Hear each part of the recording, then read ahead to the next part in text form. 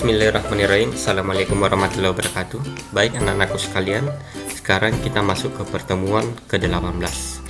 Jadi di pertemuan ini kita masih pada KD 33, yaitu khususnya pada indikator 332, yaitu mengidentifikasi struktur teks novel atau cerita sejarah.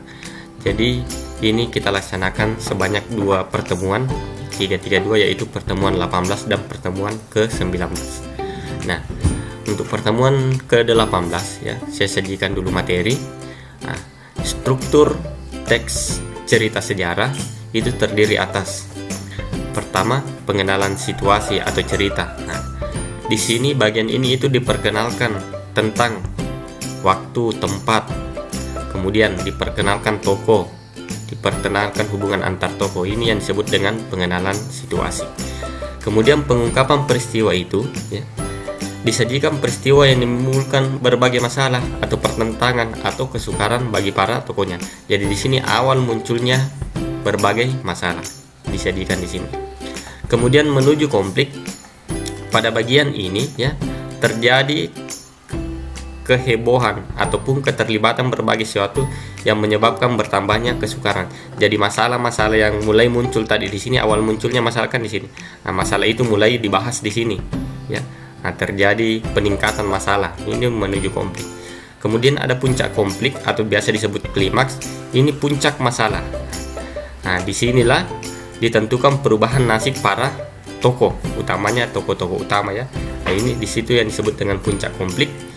Kemudian penyelesaian, ya, di sini ya merupakan akhir cerita yang berisi penjelasan tentang sikap ataupun nasib yang dialami tokoh setelah klimaks, setelah puncak peristiwa. Penyelesaiannya apa misalnya ya, itu.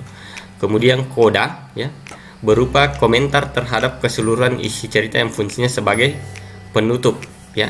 Nah, jadi koda ini itu setelah penyelesaiannya bagaimana, kemudian yang terjadi setelah penyelesaian itu, nah itulah yang disebut dengan koda. Tapi tidak semua teks cerita sejarah atau novel itu memiliki koda. Biasa koda disampaikan, biasa juga tidak. Jadi koda ini hanya alternatif, bisa ada bisa tidak. Nah, sekarang saya contohkan, karena nanti Anda akan diminta mengidentifikasi struktur teks cerita sejarah, maka ini saya berikan contoh ya. Ini adalah teks cerita sejarah Kemelut di Majapahit ya, yang ada pada buku paket.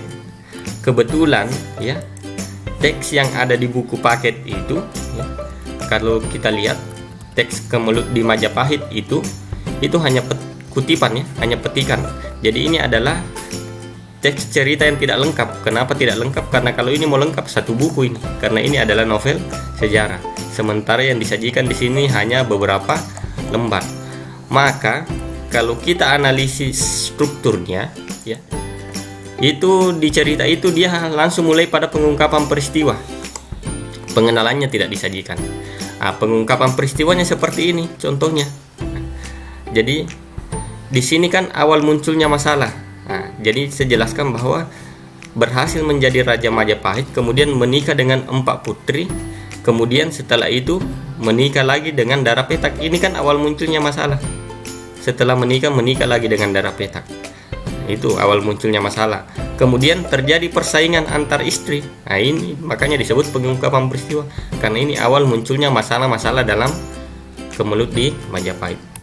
Kemudian yang disajikan juga dalam teks itu, yang 4 lembar itu hanya 2. Yang pertama pengungkapan peristiwa, yang kedua menuju konflik. Konfliknya tidak disajikan di situ ya. Nah, menuju konfliknya yang mana? Yaitu saat Raden Wijaya mengangkat Nambi sebagai pati. Nah, kemudian Ronggolawe dengan perasaan marah menghadap untuk menyampaikan ketidaksetujuannya. Jadi dari 4 lembar itu atau sekitar 5 itu hanya 2 struktur di situ. Pengungkapan peristiwa dan menuju konflik. Di sini sudah menuju konflik. Ronggolawe marah. Nah, nanti konfliknya kalau novel ini dilanjutkan ya, konfliknya itu ya, ternyata Nambi ini memang jahat. Dia bekerja sama dengan Dara Petak untuk menghancurkan Majapahit. Itu di situ nanti konfliknya terjadi peperangan atau apa. Nah, ya, penyelesaiannya nanti ya Dara Petak berhasil merebut kerajaan. Nah, seperti itu penyelesaiannya sebenarnya ini cerita. Jadi hanya 2 struktur. Nah, sekarang untuk kegiatan evaluasi ya. Kalau Anda karena sebuah teks itu di buku tidak lengkap ya, makanya kita tidak bisa mengidentifikasi struktur. Maka mengidentifikasi struktur searahkan ke bentuk menyimak film berupa cerita sejarah. Jadi tetap cerita sejarah tapi dia berupa film.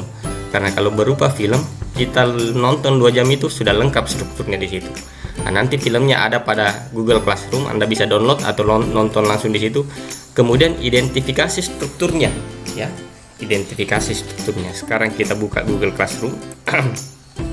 Nah, tadi saya katakan ya, indikator ini 2 pertemuan, yaitu pertemuan 18 dan pertemuan ke-19. Untuk pertemuan ke-18 ya, sama biasa isi daftar hadir, kemudian ada materi. Materi ada 3. Pertama PowerPoint, yang kedua video yang akan Anda analisa strukturnya. Inilah videonya. Judulnya adalah G30 SPKI, ini CD1, ini CD2. Jadi untuk pertemuan ini silahkan nonton saja dulu pertemuan ke-18 ya. Kalau Anda nonton ini sudah habis waktu kita ya, 2 jam pelajaran. Nanti di pertemuan ke-19 Anda kerjakan ya tugasnya.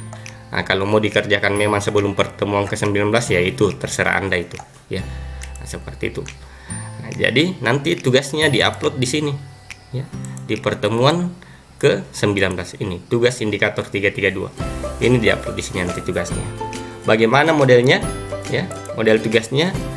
Nah, ini ada lembar kerja ya.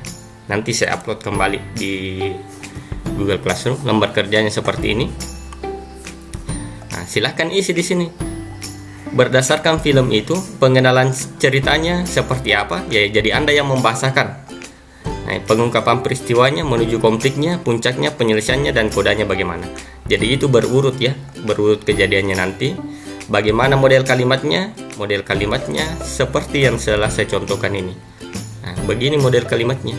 Anda yang membuat cerita nanti berdasarkan tontonan Anda. Jadi kalau mungkin nanti G30 SPKI ya, nah, mungkin konfliknya Anda bahasakan bahwa ya, para jenderal kemudian diculik dan setelah itu dibawa ke lubang buaya. Di sana mereka disiksa oleh gerombolan PKI. Kemudian, nah itu contoh konfliknya. Jadi Anda bahasakan seperti itu. Penyelesaiannya seperti apa? Berhasilkah ditumpas atau seperti apa? Nah, menuju konfliknya bagaimana? Nah, tentu ini persiapannya. Nah, bagaimana silahkan nanti simak di video. Oke, ya. Jadi seperti itu. Baik anak-anakku sekalian, saya rasa untuk penjelasan saya terkait pertemuan ke-18 dan ke-19 cukup sampai di sini. Jadi untuk pertemuan ke-19 saya tidak tayangkan lagi video karena di situ Anda sisa langsung mengerjakan tugas kemudian mengupload ke Google Classroom. Saya Iri, wabillahi taufiq wal hidayah. Assalamualaikum warahmatullahi wabarakatuh.